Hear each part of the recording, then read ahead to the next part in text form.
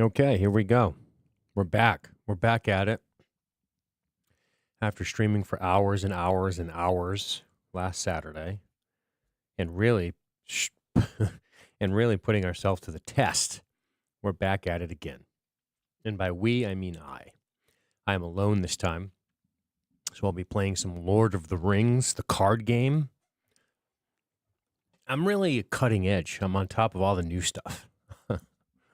Not a game that's over 10 years old and discontinued, but hey, it's what I like to do, so that's what I'm going to do. And I did a bunch of work on OBS to avoid any mishaps because we had some mishaps, audio mishaps, screen mishaps. So I spent a lot of time experimenting, watching videos, trying to figure out how best to organize these screens. So we'll see how it goes. And if you're unfamiliar, if this is your first time stopping by, thank you. Lord of the Rings, the card game, has many different cycles, is what I call them. Living card games is, I guess, what you would know them as.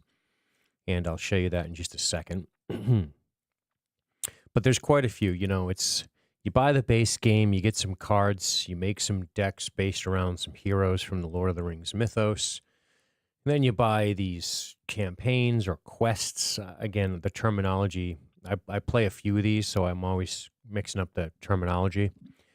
And they got different sets. The core set cycle, if you take a look in the show notes, you'll see, or I guess what you call them is just in the description, I believe is how I'm supposed to say it. The description below, you'll note that we did the core set. We did the core set, which include Passage Through Mirkwood, Journey Down the Anduin, and Escape from Dol Guldur, which was challenging.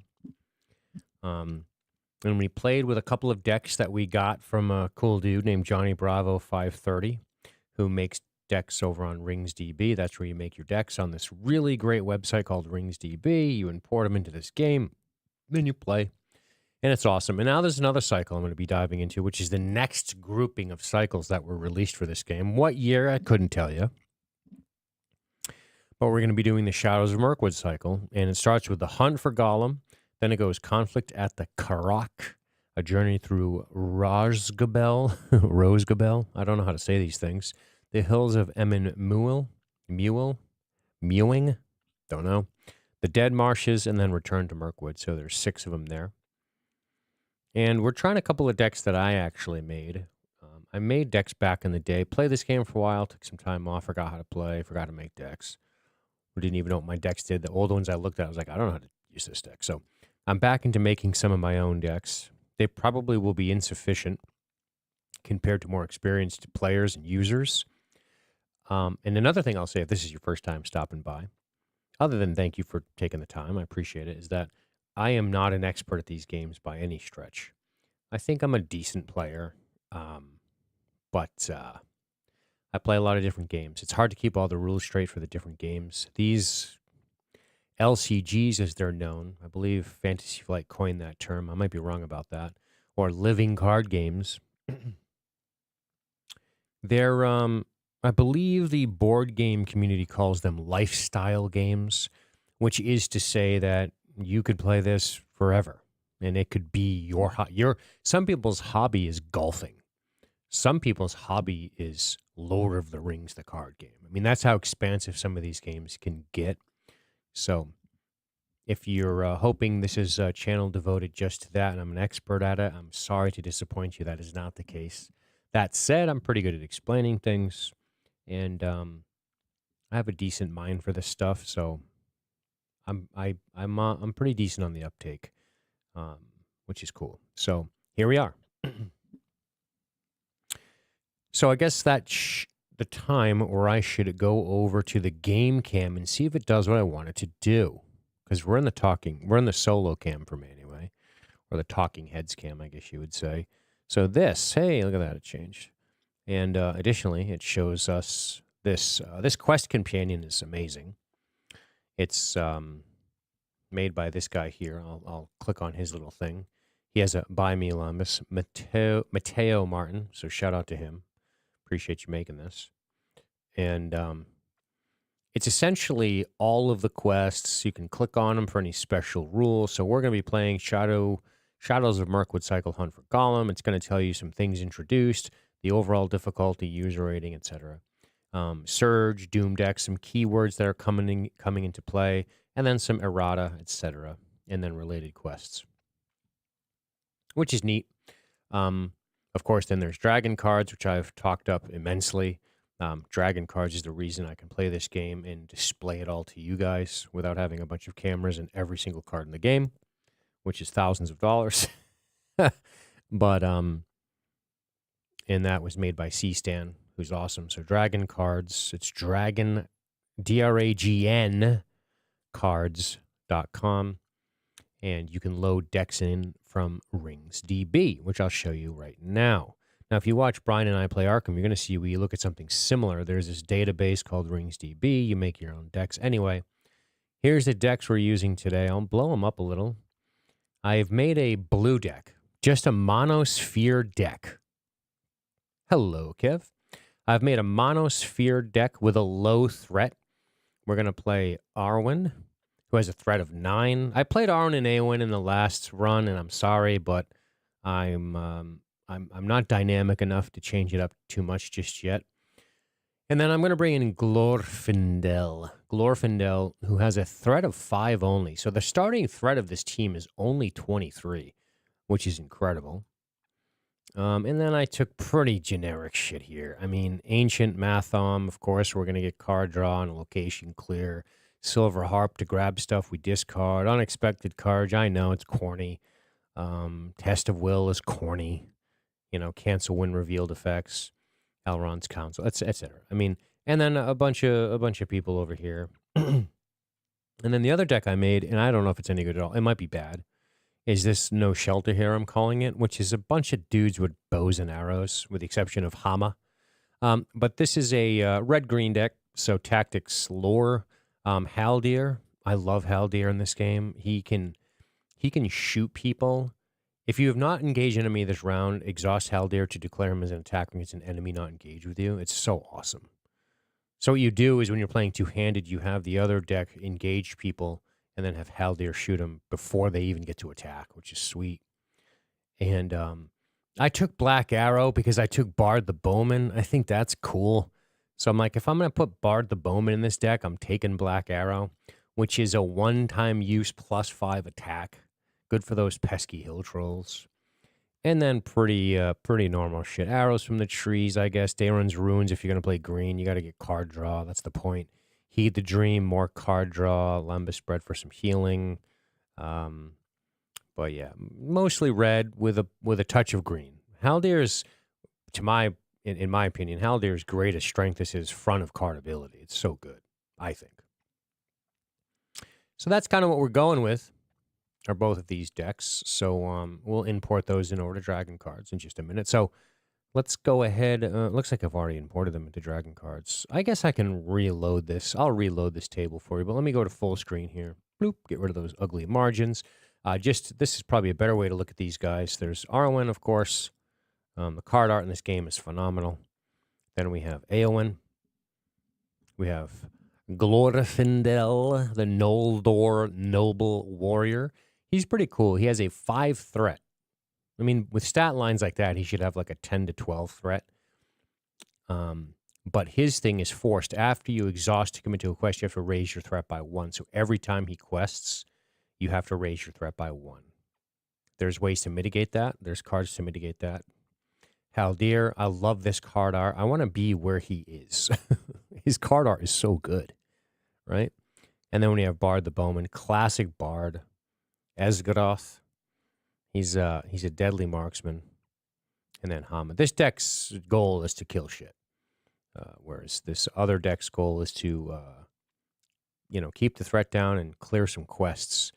We got a high willpower. We got 10 willpower between these three, and only 5 over here. So this is the questing deck. This is kind of the killing deck. And that's that. So what we're going to do is we're going to reload this because I'm already looking at cards here just for fun. I'm just going to reload this whole thing.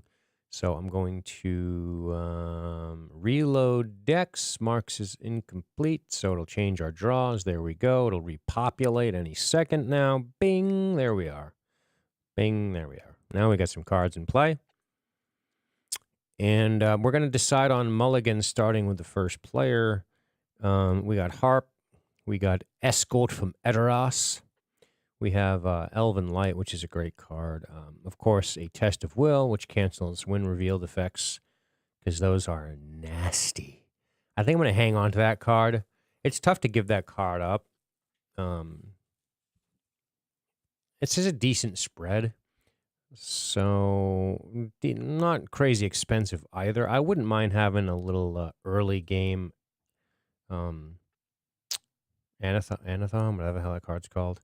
But that's fine. We're not gonna mulligan that. We're gonna move over the artists, and the artists for the art on these cards, says Kev, are amazing. I completely agree. Don't you want to kind of be where Haldir is? How awesome is that? The gray border, like the border that fades in, like the rock border around his border, it's really impressive. A ton of care went into the making of these cards. And let's go ahead and check this wacky deck I'm working with here, my No Shelter deck. We got 3 green cards, which is kind of a lot if only one of your heroes is green, but we did grab the Black Arrow, which is fucking brutal. And we do have Daeron's Runes, which does permit some card draw. And we have an amazing card called Hands Upon the Bow. The idea with this deck is Haldir is ranged, Bard the Bowman is ranged. Front of card for Hama states, after Hama is declared as an attacker, return a tactics event from your discard pile to your hand. Then choose and discard 1 card from your hand. And I thought, that's kind of silly with this card, isn't it? Hands Upon the Bow states, exhaust a character you control with range to immediately declare it as an attacker and resolve its attack. So you can shoot before the combat phase. And you can shoot before the combat phase with a +1.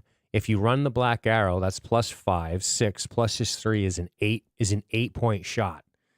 -2 defense. So the Black Arrow shit's real. I did have a good opening. I mean, have a good opening hand. To draw Hands Upon the Bow and Black Arrow is more or less living the dream. So we're happy about that. Bob Ross could not have done better. I agree. He would have made happy little trees, but not cool epic trees, right? Cool epic trees I like a little more than happy trees. But Bob Ross is a legend. All right.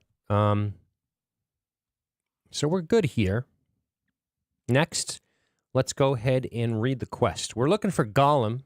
We got a new crew in. The hunt begins. 1A. Gandalf has requested your assistance in the search for the elusive creature known as Gollum. Your search begins in the Anduin Valley between Mirkwood Forest and the Misty Mountains. Setup. Reveal 1 card per player from the encounter deck and add it to the staging area. So that means the game attacks us right away. So number 1 states, when revealed, Evil Storm, another cool, these bad guy cards are great too. Deal 1 damage to each character controlled by each player with a threat of 35 or higher. I hate this card because in the late game, it can just completely wipe out your allies. It's good to draw it now because, as you can see, up here is our threat. We only have a 23 and a 29. This blue deck has a very low threat as a result of Glorfindel's low threat cost. So this card doesn't do anything to us. Goes right to the discard pile. And we're supposed to draw 1 per player, so we'll draw another one since there's technically 2 players, 2 decks, right? So here we go. And we got Signs of Gollum. Now here's a card you probably didn't see last playthrough, although you might have, because I think Dol Guldur has some objective cards. This is a clue card, Guarded. Response. After the player's quest successfully, the players may claim Signs of Gollum if it has no attached encounters. When claimed, attach Signs of Gollum to any hero committed to the quest. and it states counts as a condition with forced after attached hero is damaged or leaves play, return it to the deck. Now, so that comes in and it says guarded. Normally that means it would be attached to something from the encounter deck, but because of the order in which it came out, it's just kind of out there. You'll see how it gets scooped up rather quickly when we get to the questing phase, because the first encounter card to come out, it will attach to. Now, we flip this card now that we've read it, and it's got 8 quest points. It also states, you make your way along the banks of the Anduin River, a likely place for Gollum to find food. Forced. After the player's quest successfully, the first player looks at the top 3 cards of the encounter deck, reveals one, and then discards the other 2. That mechanic exists because in the later stages of this game, you need these clues to pass. Otherwise, you can't go anywhere. So one thing I do know, I've played through a bunch of these early scenarios. I probably played through 40%, maybe let's say about 30% of the game when I was playing a lot. So there's still 70% of this game I haven't even seen. But I did play this before, and I do remember these are important, but you don't want to get them too early. It's not that important to get these too early, if I remember.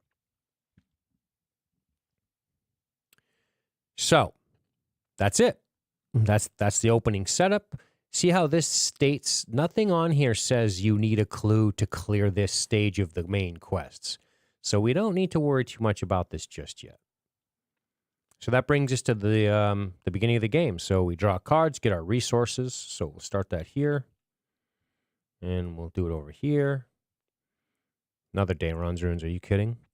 All right, so this is the first player, so let's see what we got. Now, this is going to be an interesting game because I have 3 of the same color, so I can buy everything in my deck with all 3 of their money, which is nice. So, Test of Will, we want to hang on to this card for as long as we can. I think I want to get the Harp into play right away because the Harp states when you discard a card from your hand, you can exhaust the Harp to return that card to your hand. And if anything forces me to discard a card, it's nice to have this here. Although I don't think this encounter deck does. This card's good to get in early. And the reason is because she's only 1 point to play. And she has a 2 willpower, which is significant in this game. And then these both have discard shenanigans, which are you can only play this card. You can only play this card from your discard pile. When you play it, you return it to your hand and draw a card. So the trick with this card here is that somebody like Éowyn states, discard a card from your hand to get a +1 will. So what you do is you discard this card. Then in the action window, you bring it back into your hand with another card. So these exist for some trickery, which is nice. So I think what I'll do is I'll get the Harp on Arwen. For some reason, I imagine her strumming a harp for 2 money, and then we'll go ahead and we'll throw down this ally for 1 money, emptying our money. And her problem is she's so cheap, but after a character leaves play, she's discarded from play. So somebody else dies, she dies too. Or maybe it's she runs away. I'm not really sure. She's a refugee, a Sylvan refugee. She's the best dressed refugee I've ever seen. I will say that. Okay, so I didn't leave any money for my Test of Will, so hopefully nothing comes out of the encounter deck and hurts me badly, because that would be frustrating. So we're going to go ahead. Oh, sorry, we're in the planning phase. We're going to pass our turn over here. And, well, we got Daeron's Runes, which we love. We love it. This is a decent hand. We have Black Arrow, an artifact, a single-use artifact. We like that. And, of course, we have Hands Upon the Bow, which is beautiful. And we've got some zero-level green. We also like that. What do we want to do with our green money? So if I want to break these up by sphere, I'll put the red on this side. All pretty cheap. And then this is pretty cheap. I've got 4 cards, 4 green cards, and they're only worth 2 money. So we're going to go ahead and we're going to play Daeron's Runes. So we're going to discard it and draw 2. And then we have to discard 1, don't we? Where did that card go? Why'd it go over here? Oh, because I'm playing it, I guess. Draw 2 cards and discard 1 card from your hand. Okay. I drew 2, as you can see down here, and I'm going to discard 1. Secret Vigil, it's okay. I don't know if I love it in this deck. I did test these decks a little bit, nothing crazy. I like having 2 Henmarths because he goes quick. So what am I discarding? I think I'm going to actually discard... I think I'm going to discard Secret Vigil. That's fine. And what am I going to play? Now, I guess we're going to put Henmarth into play, so that costs Haldir money. Now, what he does is he can exhaust a look at the top card of the encounter deck, which is really cool. So you can kind of know it's coming before you start deciding on what you want to do from a questing standpoint. I see no reason not to use that. So when I exhaust him, this card will reveal itself to me. And we see it is Flooding Disaster, doomed 1 surge. When revealed, remove all progress from all Riverland locations. So when we draw that, our Doom is gonna make our threat go up 1 apiece, and we don't really care about the when revealed text because we don't have any river locations in play. But Surge is annoying, which means 2 more. Another card will come. Because Surge means you always draw another card. So we're gonna draw 2 more. We're gonna draw this plus 2. So we didn't learn a ton. And this ally being 3, grabbing him first, it's a bit annoying. I should run Daeron's Runes again and just go through the deck, but I'm going to wait a while on that. I don't see a reason to blow through that all right now. So what am I going to do? There's no enemies to shoot, no reason to put Black Arrow into play. I'm a little nervous about sticking Black Arrow into play when it's not time because I don't want to lose cards, but maybe I should. Yeah, we'll stick the Black Arrow on Bard where it belongs. It doesn't cost anything, and we don't have to use it. And lastly, what do we want to do? I guess that's it for the planning phase. So right to questing. We got wide open here on the questing phase. Now, this dates after the player successfully quests. Okay, we got to try to remember this because this is something that's easily forgotten. But now let's go ahead and... we have no player actions. Let's start committing to the quest. So, Arwen, actually, beginning the quest phase, there is a player action I'd like to take, I think.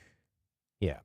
I'm going to discard this card. So I'm going to use Arwen's front of card, which says discard a card from your hand to add 1 resource to a Noldor hero's resource pool. Glorfindel is a Noldor, so he's going to get 1 money. Then this is going to get discarded. Now that it's in my discard pile, since we're still in the player action window, I can return this to my hand with another card. And there it is. The Galadrim Weaver. That's pretty cool, right? We like that mechanic. That's cheesy. Over here, I think that's all we got for now. So questing, I think we're going to lay it out. I think we're going to lay it out and try to push this now. So we're going to quest. That gives us 7, 10, 12, because that's their willpower. Now, Glorfindel has committed. He has to raise his threat by 1, so we will. Shockingly, we remembered.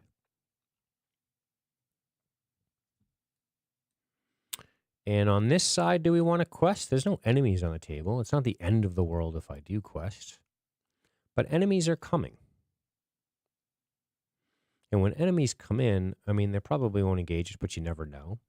No, I think I'm comfortable having a 12 right now. So that brings us to the staging time.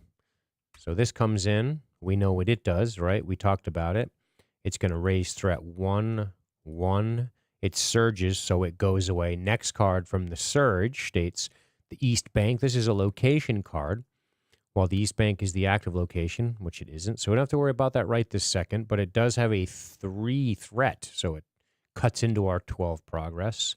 And now we have to reveal yet another card. And it is the toughest enemy in this particular quest. The Hunters from Mordor. These guys are 2/2/2s with a 34 engagement cost with 6 health. That's a lot of health. This states, Hunters from Mordor get +2 attack and +2 threat for each clue card in play. Oh, by the way, when this location came into play, this clue card attached to it. Technically, when this came into play, it attached to it, but then this was discarded, so it stayed. And then this card came out and attached to the clue. So we can't just take the clue.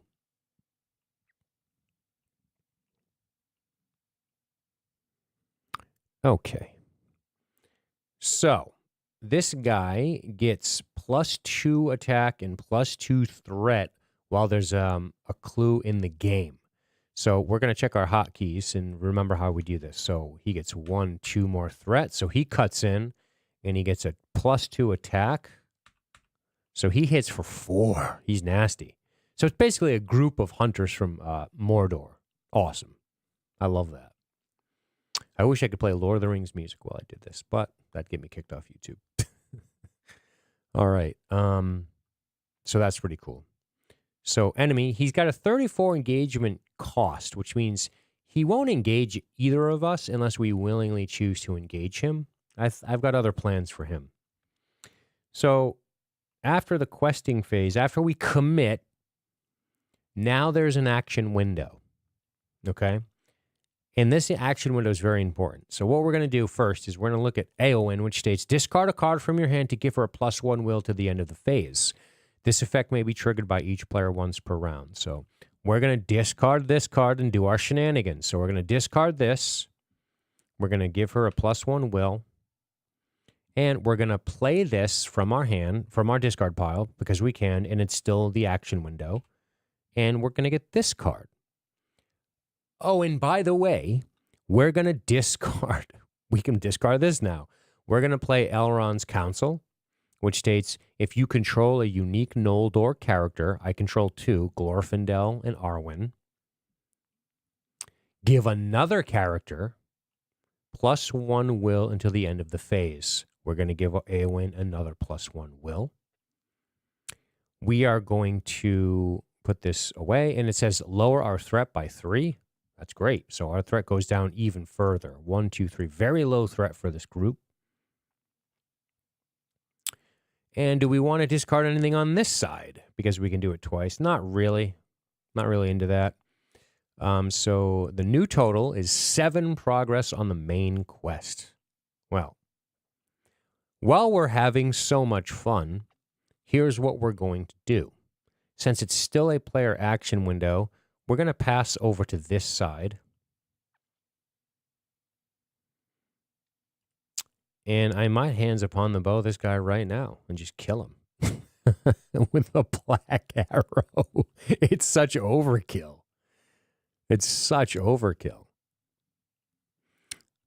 But what's kind of crazy about that idea is it would make me, we're not at the quest results phase yet.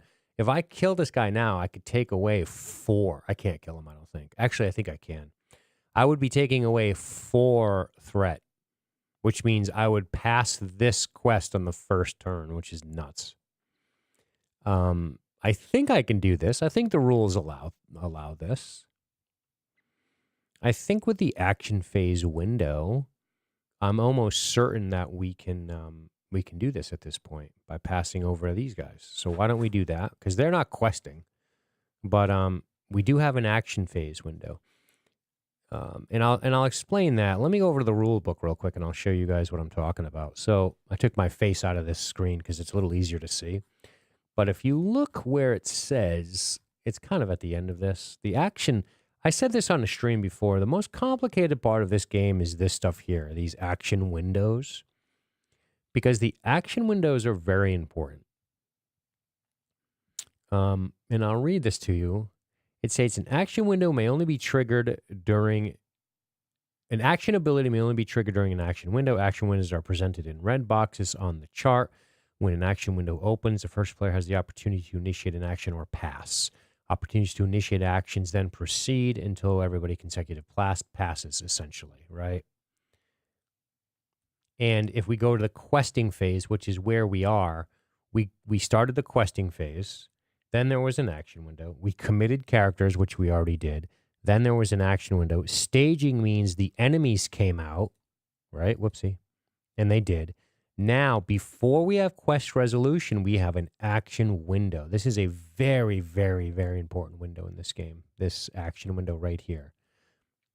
So that's why I think we can get away with these shenanigans we're up to. So, if Blue Lightning passes to no shelter, what they're going to do is, check this out, we're going to play Hands Upon the Bow. Now, before I commit to this, let me do some math. Hands Upon the Bow states, exhaust a character you control with ranged, Bard the Bowman has ranged, to immediately declare it as an attack and resolve its attack against an enemy in the staging area, which is where the hunters from Mordor are. And when Bard makes a ranged attack, they get -2 armor. And this attack gets +1. So he's got a 3, it would be a 4. Okay? They would only have 2 health left if I shot them with this right now. They would be down to 2 health already. If I discard the black arrow, that's 5 more damage, dude. Oof. So he'd be gone. How awesome is it that Bard the Bowman with Hands Upon the Bow and the black arrow can just kill this thing outright before we even get to combat? He's like, I see him out there. Hold still. Just like he did to Smaug, right? It's pretty cool. I'm kind of stingy, though. Like, do I really want to use my black arrow for this purpose? If I use my black arrow now for this purpose, we advance because the hunt begins will suddenly gain progress when I remove this guy from the board. What do you think, chat? Put the black arrow into him and just be done with him? Stick it in the victory pile? This guy could come back is the only problem, though. The black arrow is especially good if you're fighting somebody that dies forever. When I say forever, I mean they go to a victory display. It's super OP. It's great. It's a single-use item. So here's where it loses its potency. You blow this guy up. He's one of 4 copies or 3 copies in this deck. And if you get to the end of the encounter deck, he just cycles back in. So it's a single-use item that doesn't cost anything. It could obliterate this guy, and we'd have a nice early lead, but it's a long game. And our threat is still low. It's not like he's going to engage us. He's got a 34. We still got a few turns before he would even engage us, and we can just plunk away at him with Hands Upon the Bow, which I think is what I'm going to do. I'm going to hang on to the black arrow for maybe some late game shenanigans, and we're just going to do Hands Upon the Bow. We pay for it, and he takes 4. Bard the Bowman drops his... It's overpowered in this combination for sure. Black Arrow plus Bard plus Hands Upon the Bow is pretty nasty. I'm living the dream. So he's going to take 4 because he's going to take 3 from Bard the Bowman. He's going to take another one from Hands Upon the Bow. And Bard the Bowman states when he makes a ranged attack, the enemy gets -2 defense. He only has a 2 defense, so his 6 health is getting hit directly. So he takes 1, 2, 3, 4. So he's hurt. I like that it's a group of them, so I could just see Bard the Bowman just up on a hill, like flink, flink, flink, just dropping them. But they're not all dead yet, which is cool. So that's significant damage. So this goes into my discard pile. Plop. But we can get it back with Hama. This is where the combo gets a little silly, right? So Hama is declared as an attacker. I can return one of these. I can return a tactics event to my hand. And that's why I picked these 2 guys together. So that's fine. So the Hunters of Mordor take 4. That's that. Now we're going to move on to quest resolution, player actions, end of quest phase. So we get 7 progress. 1, 2, 3, 4, 5, 6, 7 out of 8. That's not bad. We get to the travel phase. Now, we can go to the East Bank, which takes the threat of this location out of the staging area for future questing, and it's a way for us to potentially get signs of Gollum. Oh, wait. I'm jumping ahead. This states, after the player's quest successfully, before we travel, the first player looks at the top 3 cards of the encounter deck, reveal one, and discard the other. Okay, so we're in quest resolution. We're going to look at the top 3. We're going to go look at the top 3. All right, here we go. We got 3 cards here. We got Old Wives' Tales. Dude, this art of Gollum's shadow over that is so cool. This one is discard 1 resource from each hero's resource pool if able. Exhaust any hero who could not discard and remove it from its pool. That's pretty cool. This is Evil Storm, which is deal 1 damage to each character controlled by a player. So if I pick this card, nothing will happen to us. And then I would discard these other 2. I'm 100% doing that. So remember, this states, look at the top 3, reveal 1, discard the other 2. We're going to reveal Evil Storm, deal 1 damage to each character controlled by each player with a threat of 35 or higher. We don't have that, so we're good. And we're going to discard this one and discard this one, close and shuffle. Kev states, it's just kind of, I'm new to tabletop, but this seems a lot more tactical than, say, Arkham. Maybe. They're both, yeah, this is, the thing that makes, one of the cool things about this game over Lord of the Rings, the cool thing about the one advantage this game has over Arkham, and I love Arkham too. It might be one of my favorite games of all time. But I will say this game has no dice and no chaos bags. I like that. There's no randomness except to the cards you draw and what happens from the deck. So regular card game draw randomness, but no, then there's dice. And then there's the chaos bag. So you don't really have that, I pulled an auto fail after setting up this perfect thing, right? There's none of that. Or auto success for that matter. It's all kind of planning it out.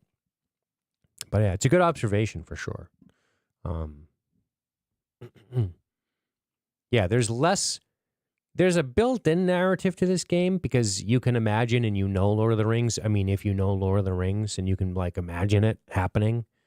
Whereas Arkham has a lot more of a detailed narrative that you read. It's more, it leans into the role-playing part a little bit where the characters actually advance with experience in Arkham, which is cool.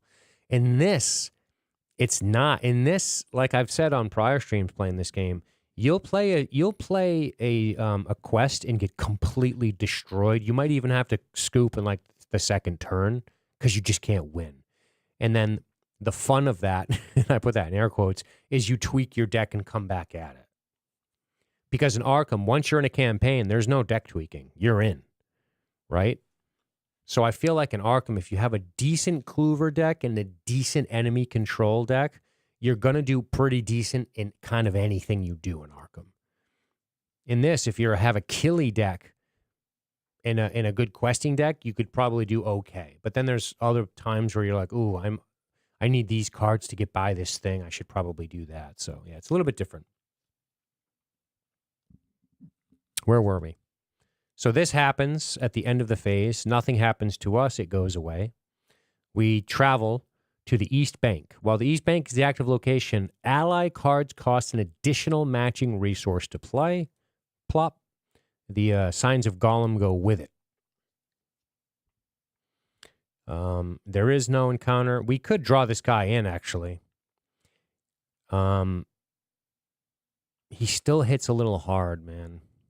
We could engage this guy optionally. We could drag him down here and fight him while he's banged up. And take his 4th threat out of the main area. And then block and hope he doesn't. I mean, anybody he hits with 4 is a lot.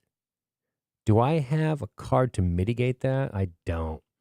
If I had, I guess I have Lembas Bread. I could play some bread. He could really smash somebody, though. Honestly, I should bring him in and I should kill him. I would need to do 4 damage to kill him, which Haldir has 3. Hama has 3. These guys could kill him, and I could have Bard the Bowman soak that hit, but he's going to get hit for half his health. And then there's the shadow card. We don't even know what's going to happen after that. Can we mitigate the shadow card with anything? Not really. It's probably not a bad idea to optionally engage this guy and just get rid of him because we know we can kill him. That's the nice thing about this game. We're pretty certain, because there are no random dice, that if we drag this guy in, we can block with Bard and kill him. We have the numbers to do that. But the shadow card, I'm not sure what it could say. It could say anything. Like this one on the bottom. You know what? Let's live on the edge and see what happens. We'll optionally engage this guy. And now we go to combat phase. When we optionally engage somebody, you know, in the combat phase, and I'll show you this real quick. If you look in the combat phase, after shadow cards are dealt, there is an action window, which is pretty handy. So we can take advantage of that now, right?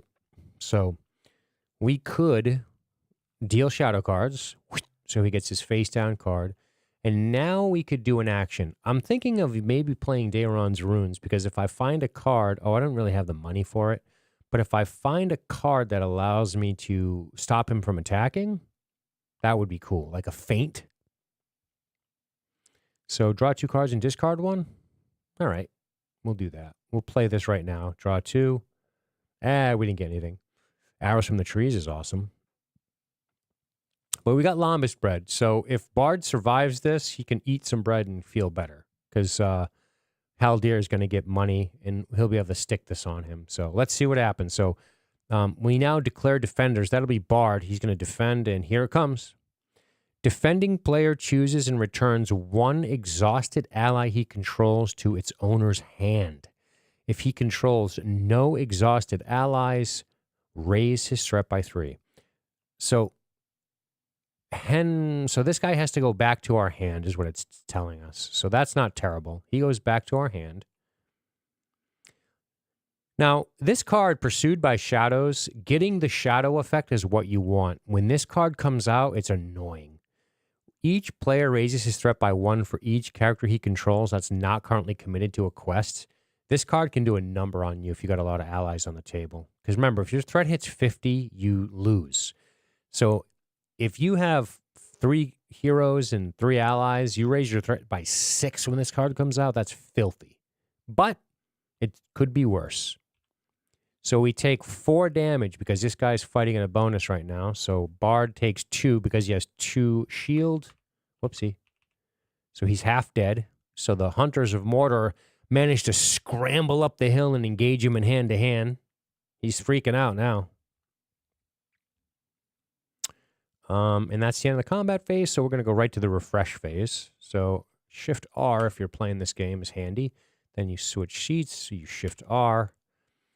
And then you do Shift-N for a new round. You get your card and your money. The questings go away. Let's take away her bonuses. And over here, we get an... Oh, look, we pull feint. Well, that's funny. This guy still has his bonuses. And okay. The Pursued by Shadow cards is great. Yeah. It's old school, too. I like that old school art. It's awesome. Look at Hama. He looks cool, too, huh? Handsome devil. So, okay. This also gives Hama a chance to get hands upon the bow back, because when I attack this guy, I can return it from my discard pile. So that brings us to the planning phase. Remember, if we play an ally, we have to pay additional for him because of this card right now. And that's probably going to happen. So what do we got? First, we're going to stick the Lembas bread onto Bard the Bowman because he desperately needs it, and Haldir pays for it because it's a green card.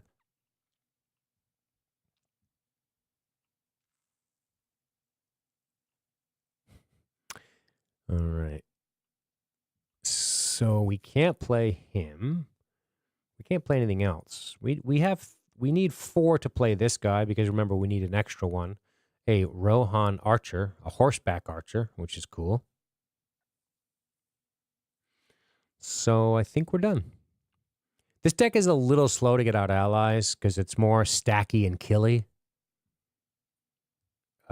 as you can tell. So we're going to pass to blue. Hey, blue got a Test of Will. Great card. And we have 2 Test of Wills. That's dirty. This is cheesy, but whatever. So we got some characters to play. We could play Escort from Edoras, which well, before that, we're going to use Arwen's front of card. She's going to discard a card. So discard. And that allows her to place a resource pool on a Noldor Heroes resource pool. So we're going to stick it on Glorfindel. And we're going to then play this card from our discard pile because it's the only place we can play it from, which is to return to our hand with an extra card. This is a great engine, a great card engine. Okay. We need a variety of cards, though. We got such, like, all the same shit over here. Oh, she's gone, by the way. When I lost my ally, she leaves too. After a character leaves play, discard her. So she's gone, right? We forgot about that. We need allies, man. We got to get allies in play. So we could drop 2 of these in play. All right, here's what we're going to do. We're going to put 1. Oh, clever. We're going to put her into play. That's going to cost us 2. This states, after Galadrim Weaver enters play, shuffle the top card of your discard pile into your deck. So we're going to click this card, and we're going to go move to owner's deck, shuffle in. And we're going to do another shenanigan piece here.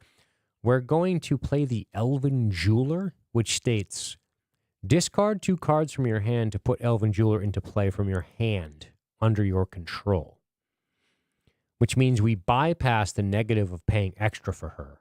So we're going to, you guessed it, discard this card and discard this card. So she's going to go into play. Then we're going to play this card from our hand to get it back plus a card. We're going to play this card from our thing to get a card. Oh, this deck's dirty. So, and then we've got Galadriel's Handmaiden, who I love, but I don't want to pay 3 for her this turn. So I'm going to hold off. I want to keep 1 card. I'd like to keep a spirit resource for a Test of Will, because if something comes out of that deck that I don't like. We do like Snowmane. Snowmane is awesome. We can attach this to Eowyn because she's the Rohan hero that we have, and it states, after attached hero quests, she can ready, which is good.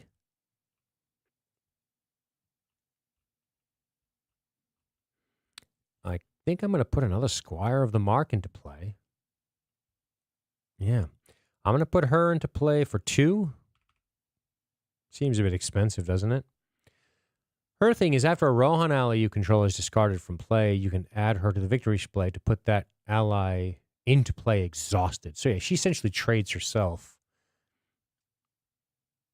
But I don't have any Rohan. Is it my control? Ally you control. Okay. All right. We're making a board state over here, not so much over here. This deck's a little bit more efficient than this deck for sure.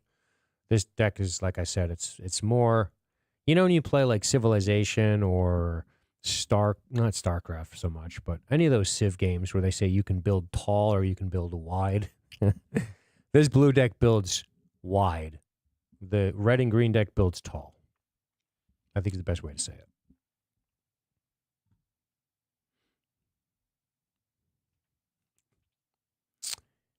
Okay. All right. I guess we're done with the planning phase on both accounts. So we're going to go ahead and get to the questing. All right. So let's go ahead and start committing. 1, 2. Does Glorfindel want to commit? Sure. Raise his threat by 1 and commit, and commit. Oh, I'm hitting the wrong keys, as you can tell. There we go. Wait, this person quits quests at a 0? Oh, she's not questing then. Yeah, she doesn't really do anything, does she? She's just there for a buff. She's there to be a chump blocker, I think. Also, cool card art. That's the other great thing about this game. This card, it's not great. It's a 1-point basic ally, but look at how much time they took on just the art for her and the horse alone. It's really cool. I'm impressed. Color me impressed.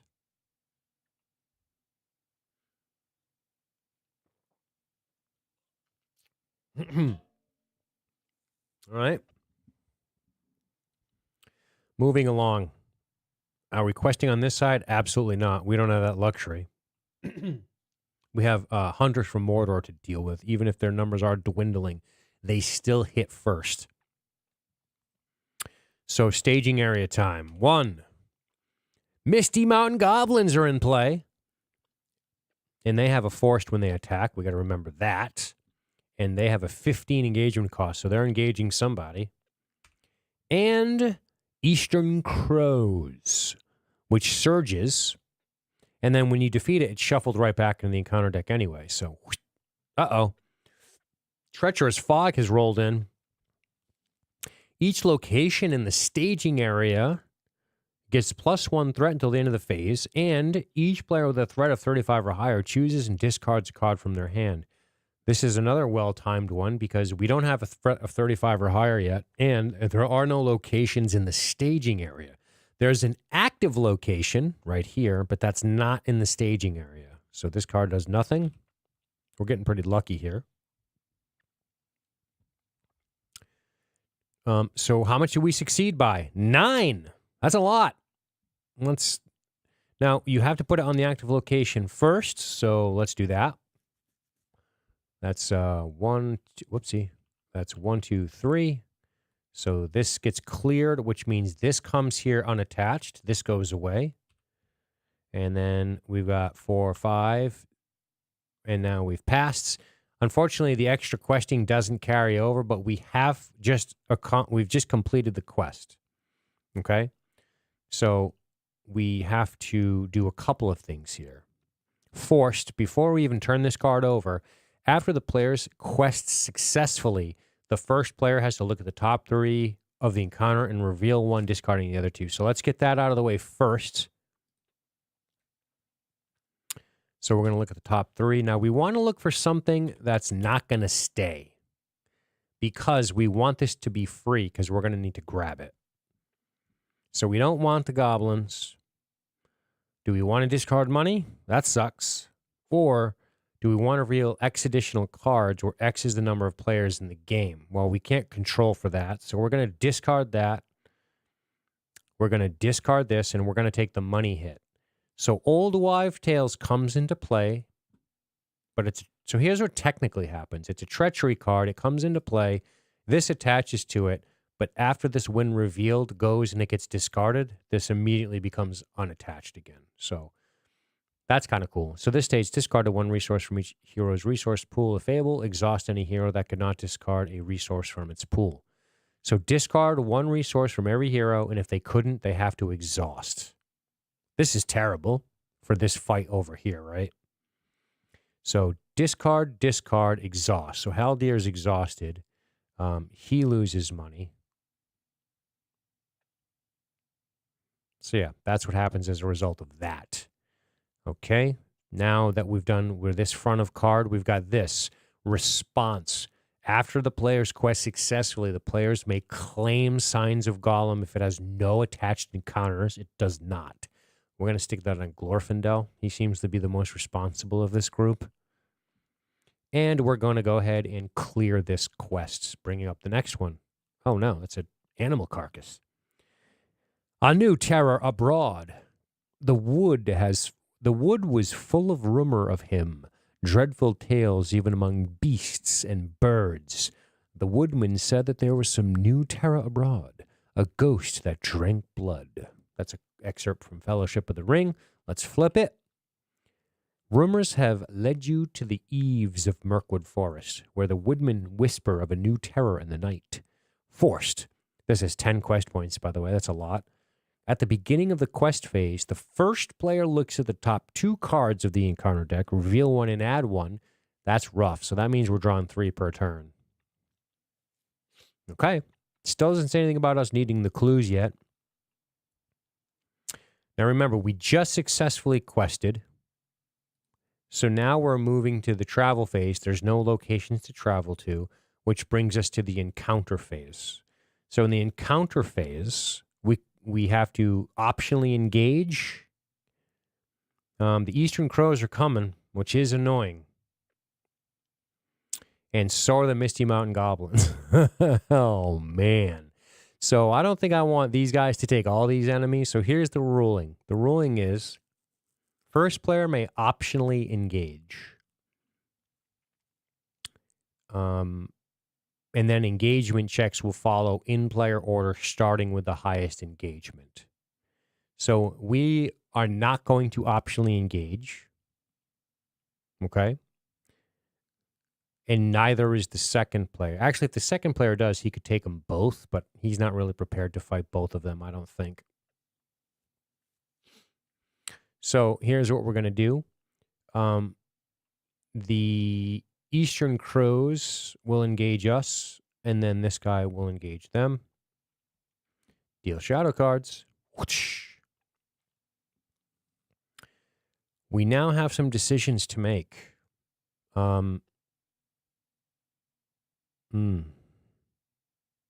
This guy's still coming at us with heavy hits.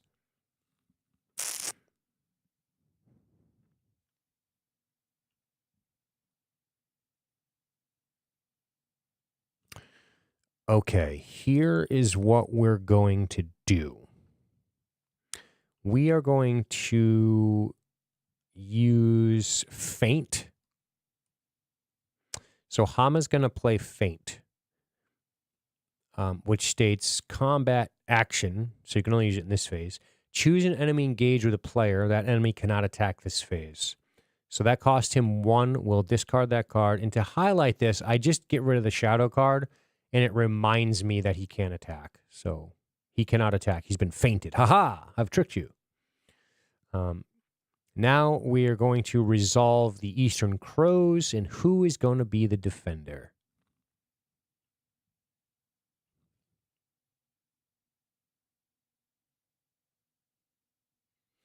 It's actually going to be Bard.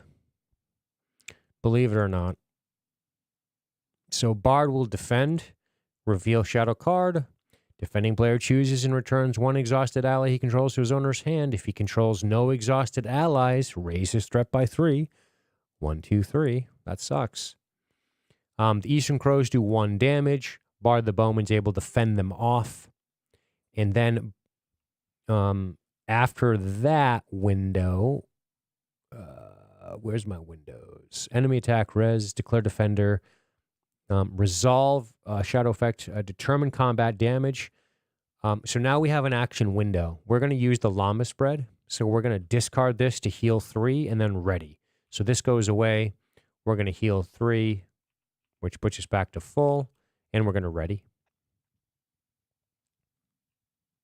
All right. Over here,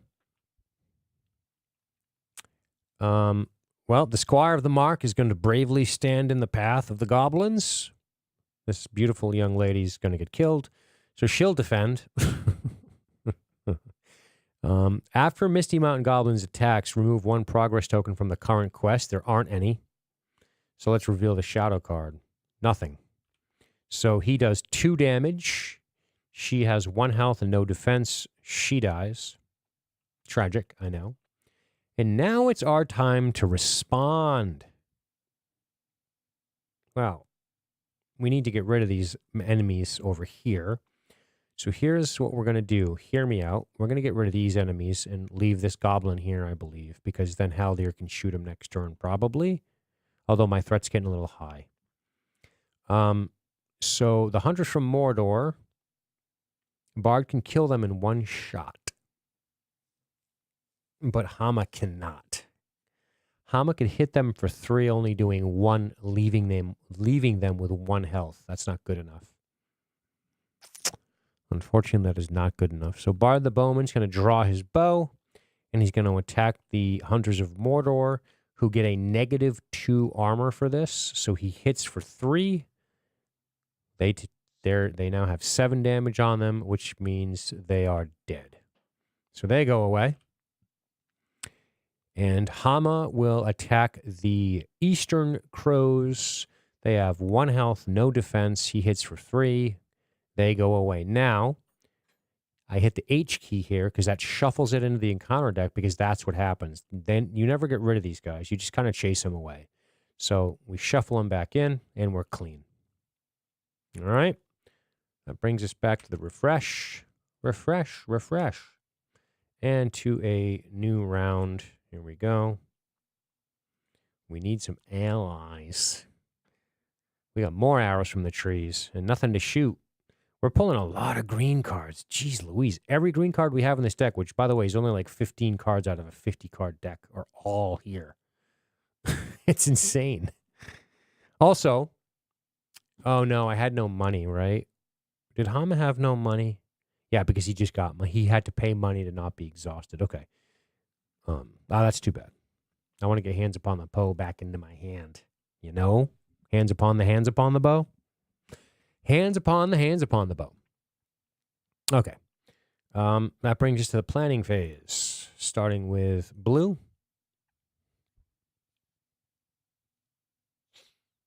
We got to start using these cards too down here. All right. We love Galadriel's Handmaiden. We're 100% going to play her. So she's going in for 2. We are going to do our fun stuff with Arwen, which is we're going to discard a card from our hand to add a resource to Glorfindel. So we're going to discard this. He's going to get a money. We're going to play this from the discard pile, getting another unexpected. Ooh, getting unexpected courage. Love this card.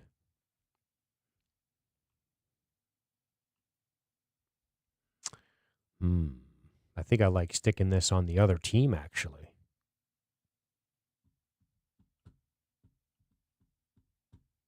I think I like sticking it on the other team.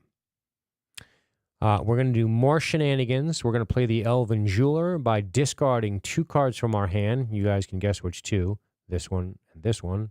So discard, discard. And we're going to play these cards from our discard pile to get even more cards. Ooh, we pulled Hama. Oh, no, we pulled Gamling. Gamling's cool. He's a tough ally. A Rohan. We're gonna throw a side quest up here. They're optional, and it doesn't cost anything. Side quests. So if we decide to do this instead of the main quest and we defeat it, we can search our decks for a card. So it's a good way to get one of those trusty cards you really want.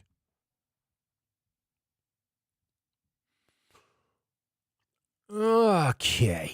We got 2 money left. We could throw the horse on her and then save a test of will, which we will do. So Snowmane, the beautiful Snowmane, will be ridden by the beautiful Eowyn. This states if attached hero, well, it doesn't matter. So we can ready up after we quest. We can ready up after we quest. That cost me 1. And that's the end of the questing phase. Excuse, that's the end of the planning phase. Start of the questing phase, there's a reminder here which states we have to look at 2 and reveal 1. Ugh. So let's do it now. Looking at 2, revealing 1. Well, we could bring these jerks back, or we can do this. The first player chooses and shuffles a card with the printed clue trait back into the encounter deck. If there are no clue cards in play, false lead gains surge.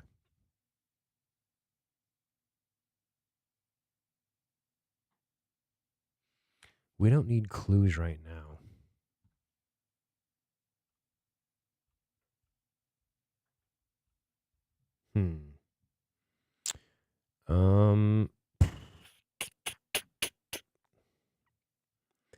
kind of hate it.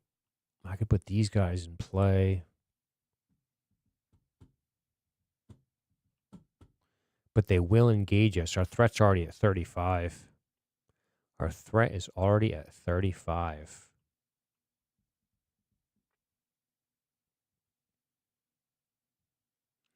I'd have to give up my Signs of Gollum clue, huh? And trust I'm going to pull it. Is it shuffled into the deck? It's shuffled into the deck. Yeah, we'll discard this. We'll play this card. We'll detach our clue, and we'll shuffle it into the deck. And then discard this. And now we have to decide on questing. So quests. Bup, bup, bup, bup. I think we're going to do all those. All of those are questing, I think. After attached hero quest successfully. Oh, she has to quest successfully. I think we're going to declare this the quest this time. That might seem like overkill, so maybe we won't use her just in case we get bunked up by the deck here. The rest of those are fine. And that's it for questing. So now staging. Bing. Doomed 1 Surge.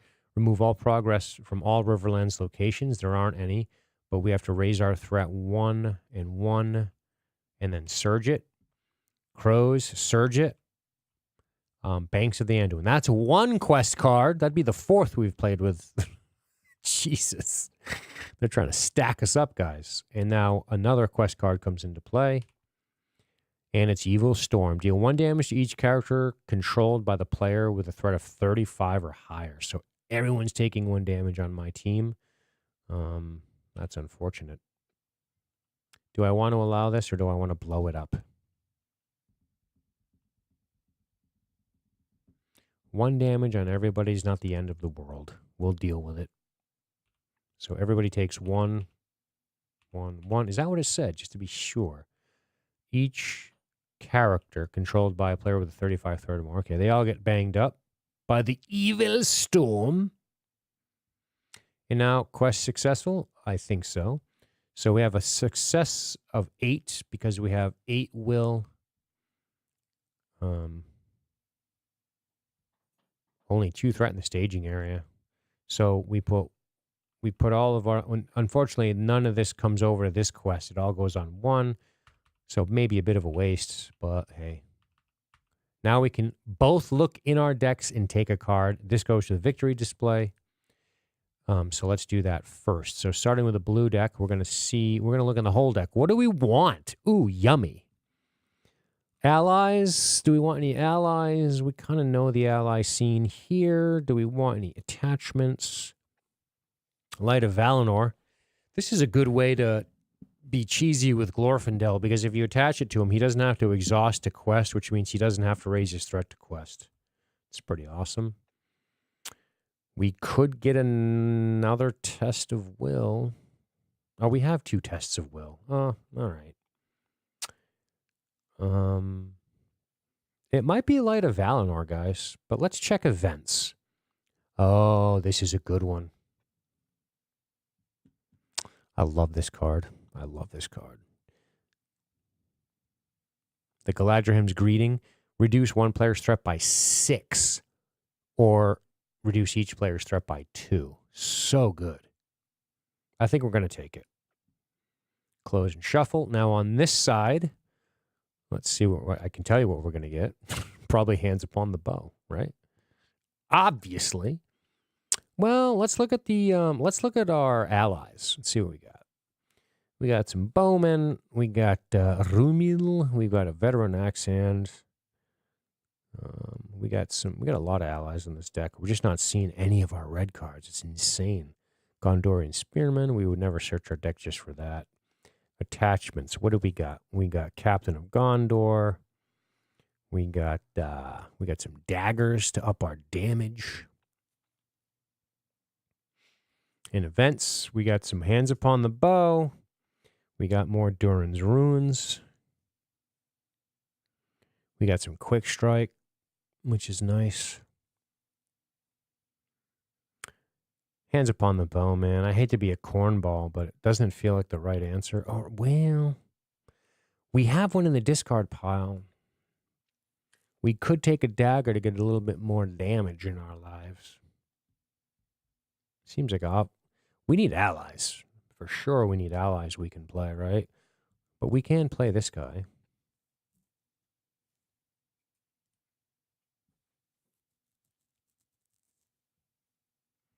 Card draw is so good. I think we still got another hands upon the bow in here. I don't know. Decisions.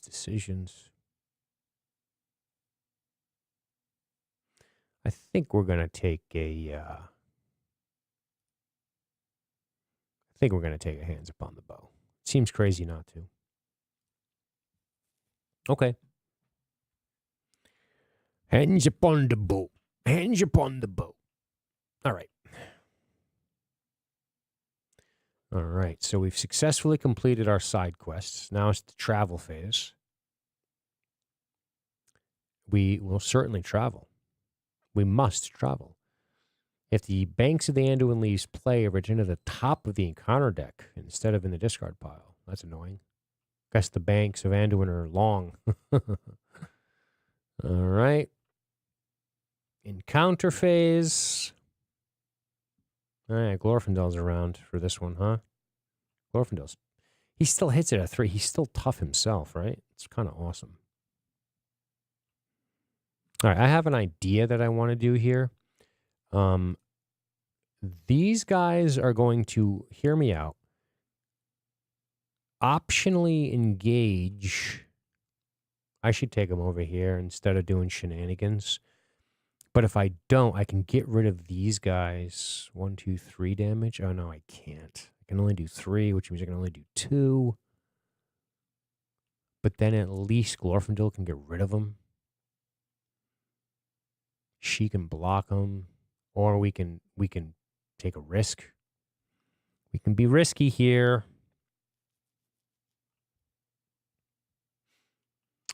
We're going to optionally engage the crows. No, we're not. They're going to optionally engage the crows. So deal shadow cards. But front of card for Haldir states, if you have not engaged an enemy this round, exhaust Haldir to declare him as an attacker and resolve his attack against an enemy not engaged with you. He's going to fire arrows at the Eastern Crows and kill them before they get to do anything, which is fucking awesome. So shuffled back in. Gives a little thumbs up to Glorfindel. Glorfindel's like, thanks, dude. Appreciate you. Appreciate you, bro. And now who's going to defend this? Should it be Glorfindel? And then what? Maybe she's going to die. He's going to kill her. He automatically kills her. He does 2. She's got 1 health and 1 defense, and she's a good quester. I hate getting rid of her. I don't think I have a choice. She's really good. Two extra questing points is beautiful. All right. It's going to have to be her. Do we really want to risk taking it on the chin? Oh, it's so risky to not defend in this game. Because then a hero has to take it. Oh, no, that's in Marvel. Is that in this too? No, it's in this. You have to put it on a hero. Yeah, so I'm not doing that. That's crazy talk. She's going to defend. So 2 coming in. After Misty Mountain Goblin attacks, remove progress. There isn't any. And it's nothing bad. So he does 2. She dies. Glorfindel's going to swing back for 3. Whap-hap. He's going to take 2. Glorfindel has no attachments or anything on him. So he whacks this guy for 2. He's almost dead.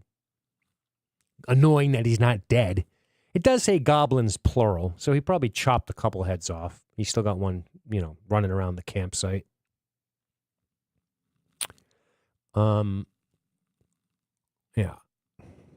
Oh, wait. I can kill them. I got range attack with Bard. Right? Bard's going to shoot him.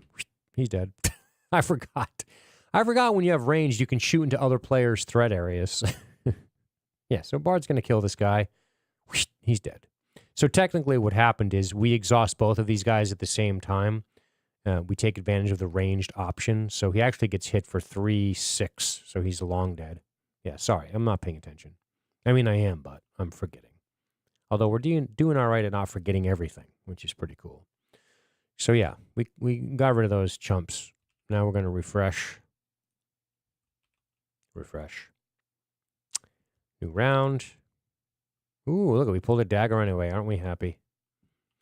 New round. And that brings us to the planning phase. Okay. We're going to play the Galadriel's Greetings for 3. Well, before that, let's stick to what we know best, which is Arwen will discard this to put money on him. It'd be cool if I could hit the right keys. I'm going to play this.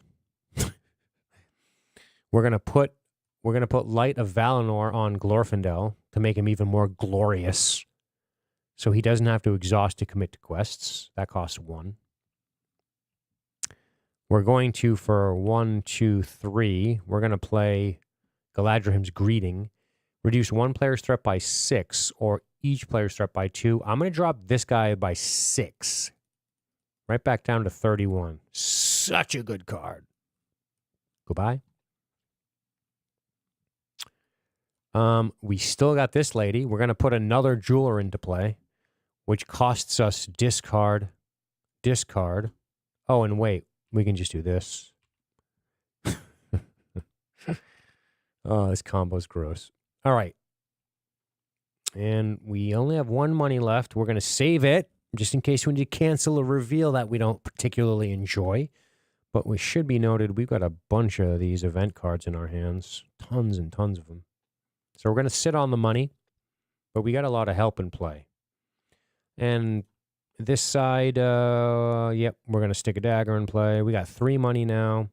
So we're going to throw, oh, we got an ally in play. Hey, what a fucking concept. Cost us 3. 1, 2, 3. We are going to put Hanemarth. Wait, does this do something to us? No. He's going to spend 1. Hanemarth comes into play. Lambeth Bread. The Lambeth Bread. I think we'll save the money for now. We should play a dagger, but I'm going to wait in case I need to hands upon the bow somebody in the staging area.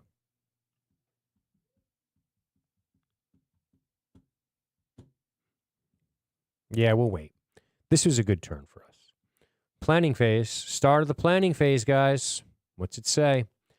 We have to draw 2 and play 1. Bastards. So we're going to look. Hey, I found the one we'll play right there. Blink, and we'll discard this one. That makes us happy. And now we're going to commit. We can untarget. Stop it. Now we're going to commit to the quest. Bing, bing, bing. Sorry. Bing, bing, bing. And he will commit and not raise threat because he doesn't have to exhaust technically. She will. And she will. And why don't we just sell out? We're selling out, which is always a good one. Nobody's questing on this side. That's fine. And Hanemarth is a really good combination with Denethor because Denethor can discard the top of the encounter deck. So what you do is you play this guy and look at that and then decide if you want to discard it because you have to discard it random. You have to discard it blindly with Denethor. But with him, it's like a great combo. Denethor is great in this game, unlike the movies. Okay. Time for the staging phase. Drawing 1, Gladden Fields, and 2, the Old Ford. All locations. So this attaches to this one right away, and this states the number of ally cards in play. Oh boy. So threat of 6. That's a lot. That's a lot of threat. We still pass the quest by 5. So we're going to go ahead and take advantage of this action window and discard this to get another +1 on this person. Then we're going to do that again. Okay, that's going to give us 6 quest points. And do we want to dump any cards here? We will blah blah blah blah blah. We'll discard the other Henmoth. We kind of like him. Cheap, cheap, cheap. He's cheap, cheap, cheap. We'll dump. We'll dump arrows from trees to get another +1 on her to give us 7. So that would be 1, 2, 3, 4, 5, 6, 7. If Banks of Anduin leaves play, return to the top of the encounter deck. So I'm going to click it, move to encounter deck, top. Okay. We had a massive hand for this team. All right.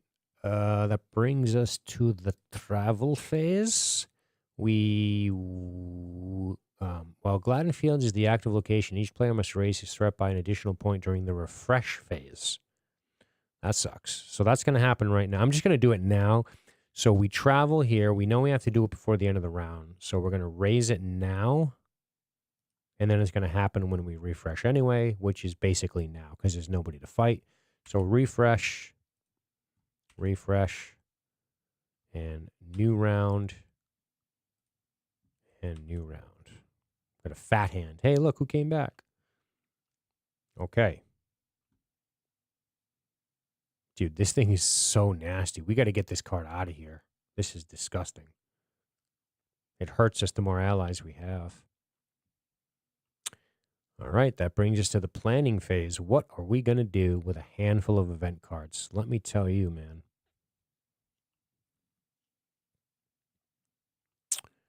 Well,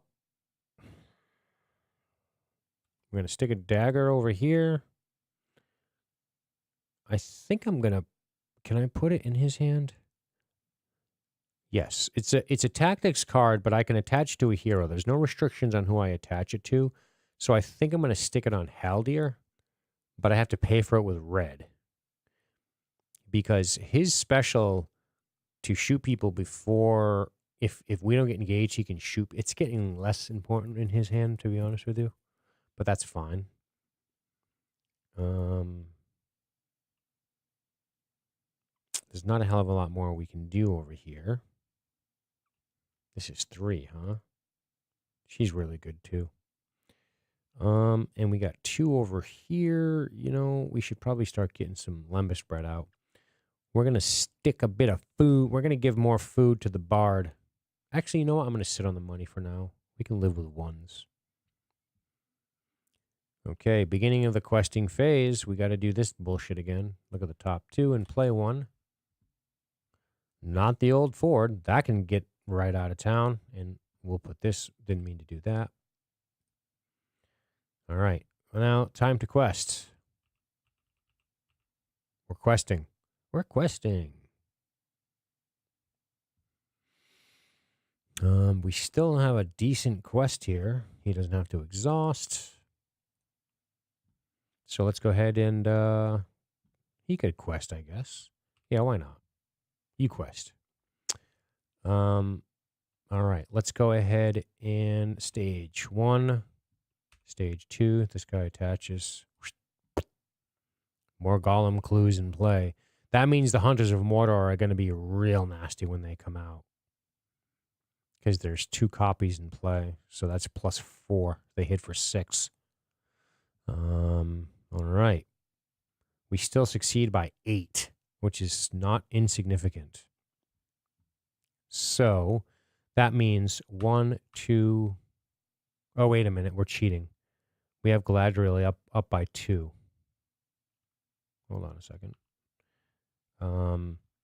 We can get her up by 1 because we will discard this card to give her a +1, and then we'll take it back with a card. So we actually succeed by 7. So 1, 2, 3, 4, 5, 6, 7. So we're 2 away on the main, and this is cleared. Detach. This states, after the player successfully quests, the players may claim signs of Golem if it has no attached encounters. We will give this to Glorfindel again. This goes away into the victory display, which is nice. And we are going to clearly travel to the old fort to take it out of the contention for all that extra shit it does. That's good. Encounter phase, nothing. Combat, we're refreshing. We're going to get hit with all the enemies at once, aren't we? We haven't been seeing a ton of them. And it's a new round. New round. And we're in the planning phase. Okay. Into the planning phase we go. Well, we are going to pitch a card to give Glorfindel money, then take the card back. Light of Valinor is a unique title, so we can't play it on anybody else. The harp is not, however. We'll stick a harp on Eowyn. And we will stick Unexpected Courage on... Who should we stick this on? Maybe Arwen. Arwen's not a bad call for it. Somebody who can defend and attack equally. Honestly, we're going to stick it on Bard the Bowman. So this states I can exhaust this to ready him, which is really good. So that costs 2. We still got a lot of money over here. Let's go ahead and play Gambling, which states after Rohan ally you control is discarded, exhaust him to return the ally to my hand. He can quest. He can defend. 1, 2, 3. We've got 4 money left. So we want to keep one, right? So we're going to play 1, 2, 3. Gambling's in play. We're going to save 1 for a possible test of will. Okay. Looking good. Thanks to anybody who's hanging out, by the way. Appreciate it. If you're enjoying the content, feel free to give it a like, a follow, subscribe, the bell thingy. You know the drill. That would be awesome of you. You have to ask, because people kind of zone out. I do it. I'll be watching great videos and be like, oh, this is so good. And then I never like it. I'm like, what an asshole. So then I try to go back and like it and remember, you know. Okay, planning phase on this side. Blah. More knives in the hands of these lads. We're gonna stick a knife in his hand for 1. And why is this attached to me? That's silly. That should not be attached to me. I meant to attach a knife to his hand. There we go. All right.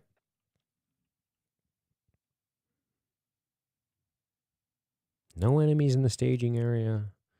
Lamba spread. I mean, probably going to have to stick that on Bard the Bowman because he's going to be attacking and defending. He's got a... Can he have this many attachments? He has 1 restricted. How is this not restricted? Well, whatever. I don't even know how many attachments you can have in this game. I might be breaking the rules. I think you can only have 2 restricted on 1 character. So yeah, restricted, right? The harp is restricted. So you can't have 2 harps. That would be funny. Double handing harps. All right. Beginning of the quest phase we go. And we have to draw 2 and look. Draw 2, play 1. Look at 2. Hey, we'll play this, discard this. That's kind of annoying that I have to discard it, though. God, what happens if you don't have enough of these? Like, I have to go through this many cards before I get to the discard pile to shuffle these clues back in? That's kind of shitty. Huh. Interesting. And now we quest. And now we dance.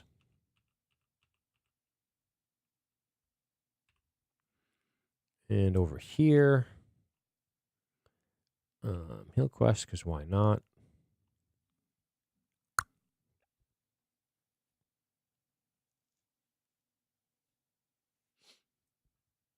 You know what? He's not going to quest.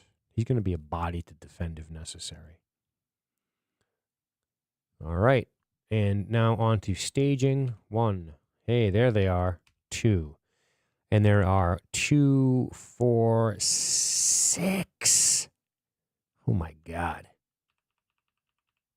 You get a +6.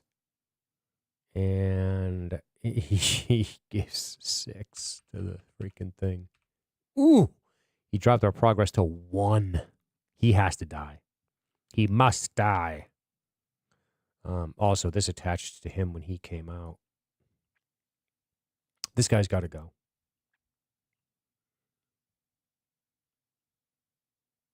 And I've got just the thing for him. All right. So that brings us to quest resolution. Are we pitching a card to get our +1? Naturally. Naturally. We're going to have all our cards in our hand eventually. What else do we got over here? That's fine. So we succeed by 1. We're going to place it on the active quest location. At least it's a successful quest. And we aren't traveling in counter phase. So 34. This guy's coming.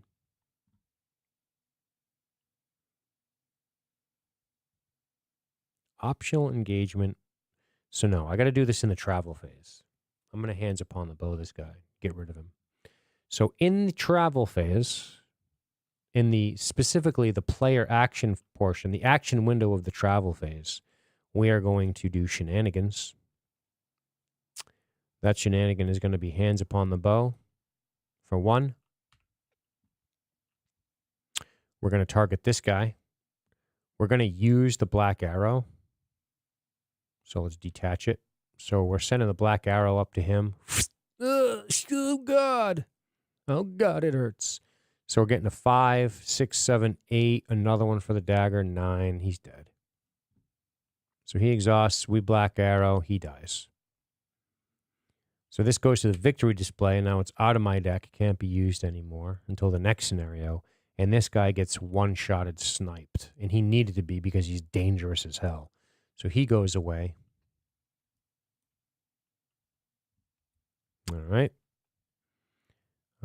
There is no combat to be had because we killed him before that.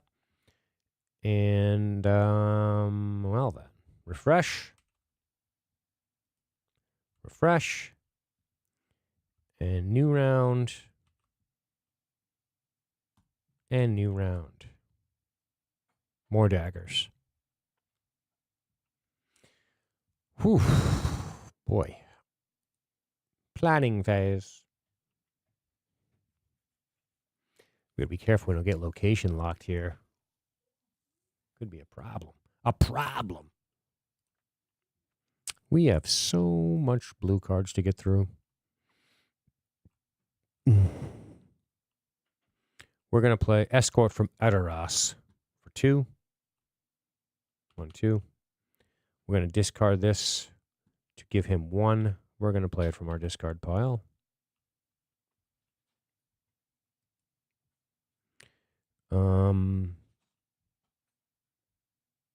Ooh, we love this.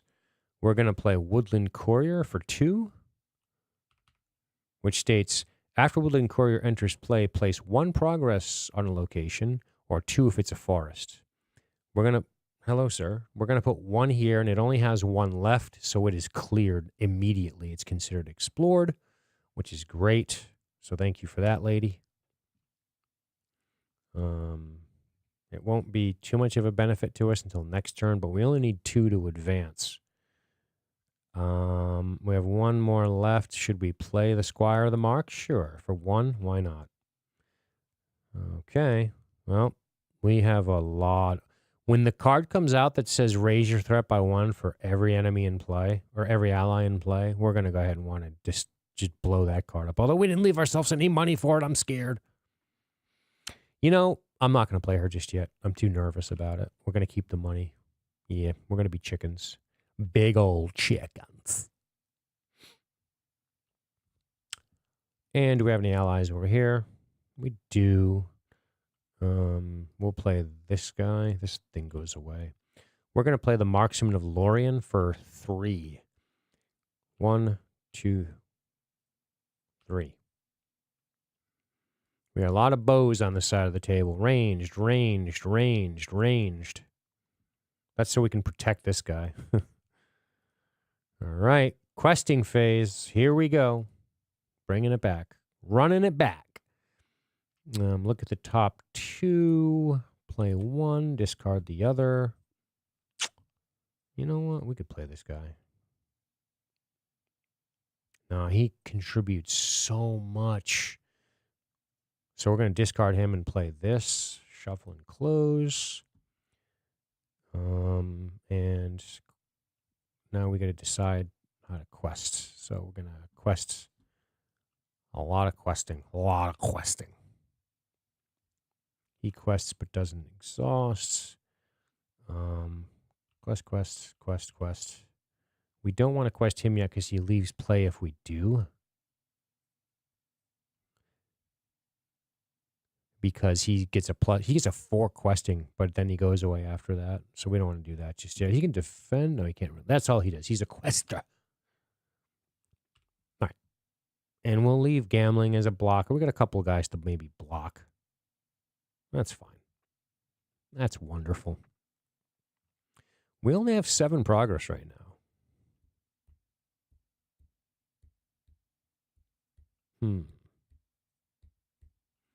All right. Staging. 1. Uh-oh. Each location staging area gets +1, and then each player with 35 or higher chooses and discards 1 card from their hand. Chooses. So each location in the staging area gets a +1 threat. Boom. Boom. Boom, boom. And just like that, this also attaches.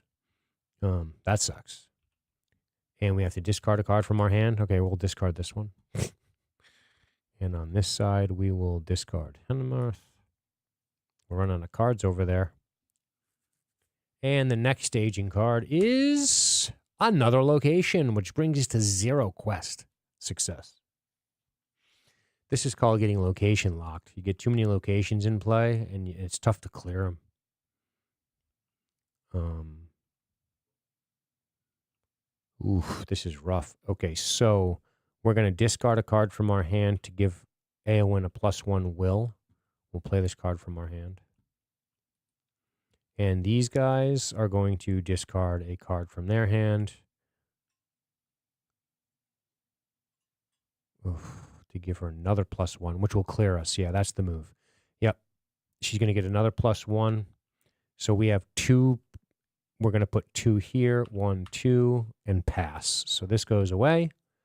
On the trail, but at the western edge of Mirkwood, the trail turned away. It wandered off southwards and passed out of the wood elf's ken and was lost, says Gandalf. 8 quest points here. Any player who does not control a hero with at least 1 clue cannot commit characters to this quest. If there are ever no heroes with clue objectives attached in play, reset the quest deck to 2B. If the players defeat this stage, they have won the game. Okay. Alrighty then. Traveling. We are traveling, I guess, to this one because I guess we're traveling to this one. Oh. Look, encounter card can't be canceled. Okay, we're going to go to the river because it has a clue on it just in case, and these can all go away. So this states, while River Ninglor is the active location, remove 1 token from it and from the current quest at the end of each round. And it's 4 quest points. That's dirty. Okay. No encounters, no combat yet again. Is there any cards we want to play, though? No, there isn't. So, refresh. New round. Foehammer. New round. I'm glad we gave Glorfindel the signs of Gollum. All right.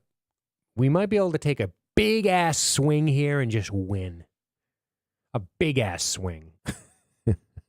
So we're going to put Galadriel's Handmaiden into play yet again for 2. 1, 2. We're going to ditch a card, pick up a card to give Glorfindel a money. We're going to toss the Galadriel Weaver into play. No, we're not. We're going to put another Handmaiden into play. Oh, wait, that lowers my threat by 1. Choose a player, reduce their threat by 1. We'll reduce this one by 1. So this costs 2 more. 1, 2. We'll save a money. All right. That's it for the planning phase, guys. So guess what we're doing? We're going to quest everybody because we could win. So when he quests, he gets a +2.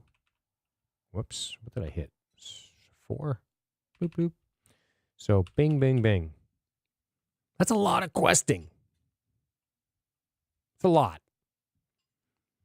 And staging, we can't quest on this side because we don't have a clue.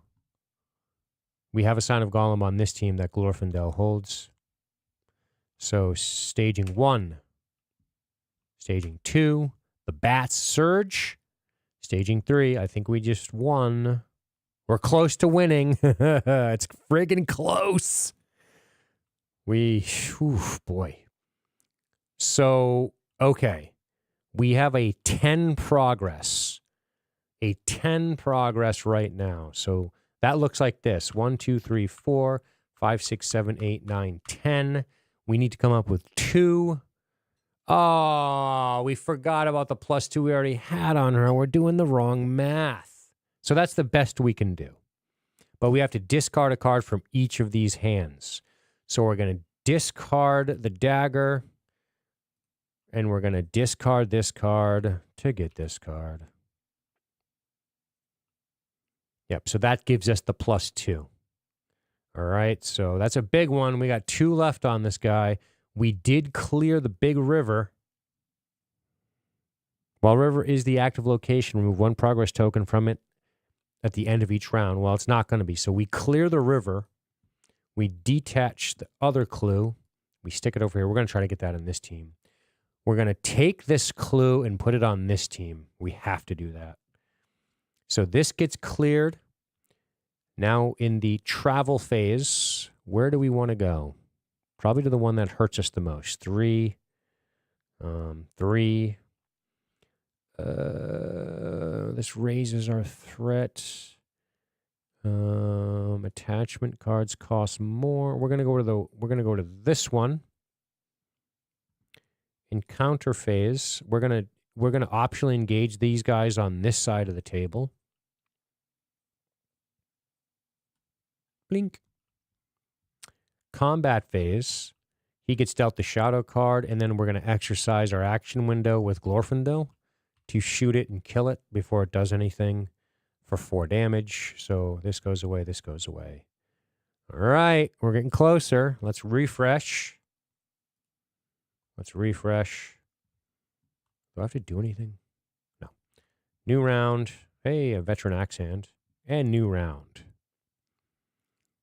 Boy, oh boy, planning phase. Can we fit anyone else on this table? Oh, this is super handy.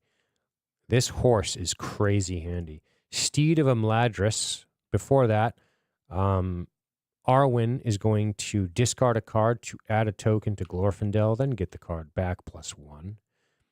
We are going to... Oh, wait a minute. Is this a forest? It's a riverland. We are going to... Oh, I forgot to do something. Oh, this guy's gone. He is discarded, by the way.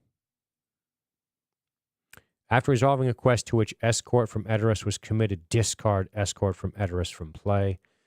So he is discarded from play. We're going to stick... we got 3, so we're going to put him back into play for 2. We're going to put the horse on Arwen. Can I put it on her? It can only go... Yeah, she's a Noldor. She's a Noldor. She pays 1 for that. This says after you commit, you can place 2 progress tokens on the active location. That's pretty big. It's pretty huge, actually. And the first player is me, so we're not going to do that this turn. I don't need to draw any more cards, that's for sure. I could put another Sylvan Refugee into play who quests for 2, and I really should because that's how you win. So we will do that. Let's get rid of these so we don't trick ourselves. And we have 1 money to cancel a reveal. We're not doing... we could put the Veteran Axe Hand into play. We might as well. He's awesome. I love this little guy. This dwarf is badass. So he cost me 2. 1, 2. Questing. Guess what? Big old quest. Big old quest. And this guy gets +2. All right. 14. We don't need that much. But that's what we're doing. Let's see what horrors await. All right. Staging. 1. Hey, it's this fella. And he stinks right now. You know why?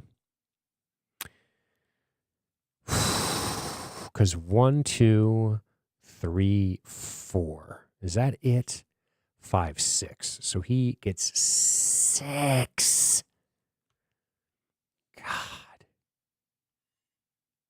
6, dude. So he gets 6 here.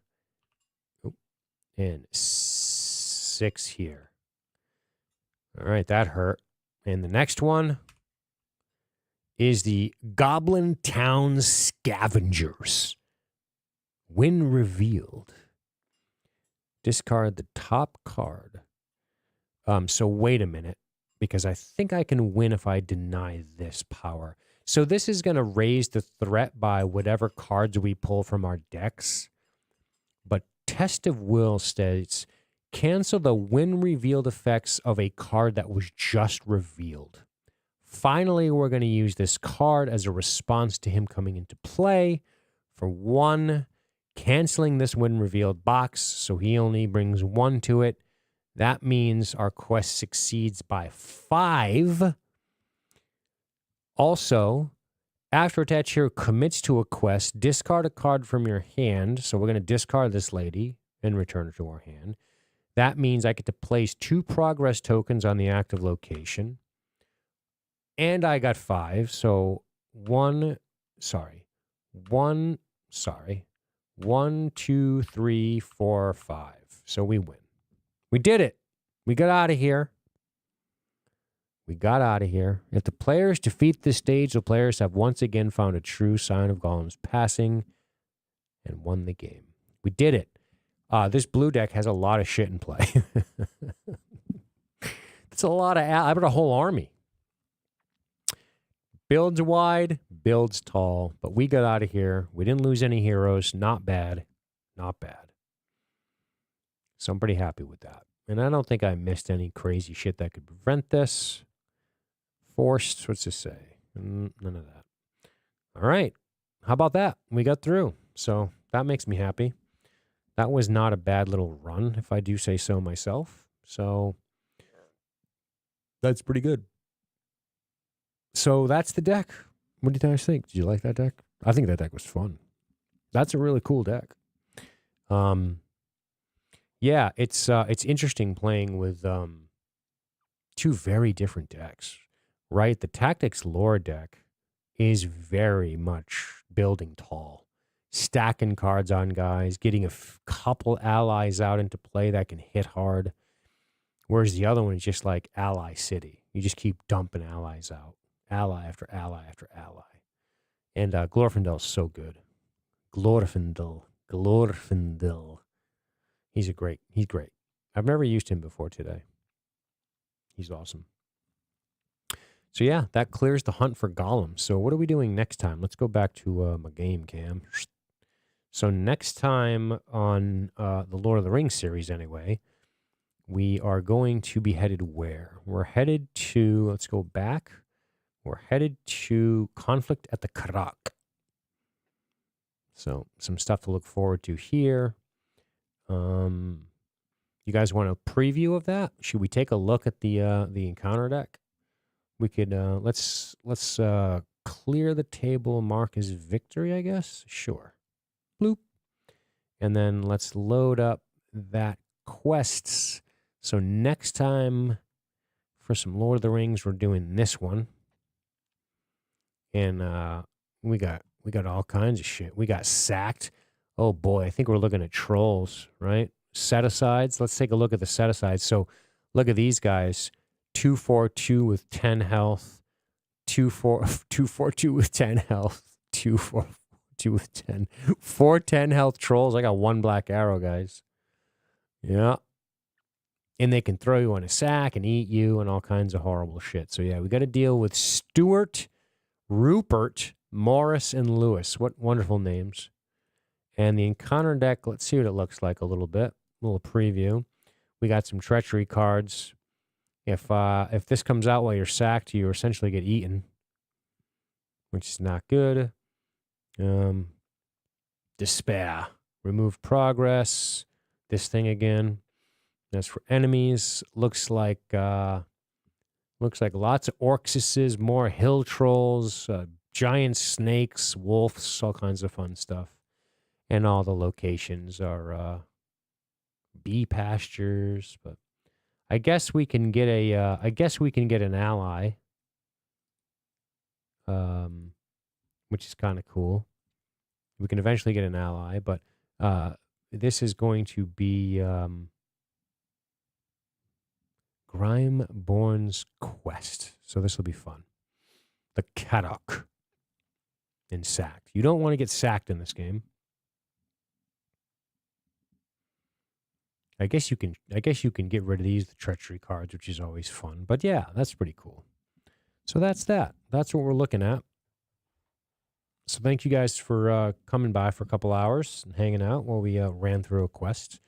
Much obliged. It's been tons of fun. Hopefully you enjoyed yourself. Let's get back over to this. And yeah, don't forget, like and subscribe, bell thingy, you know the drill. We didn't take any breaks for this, but we are going to get out of here. We're going to hit you with our new ending screen to give you a couple of minutes, and then we are out of here. So thank you guys very much. We'll see you guys next time.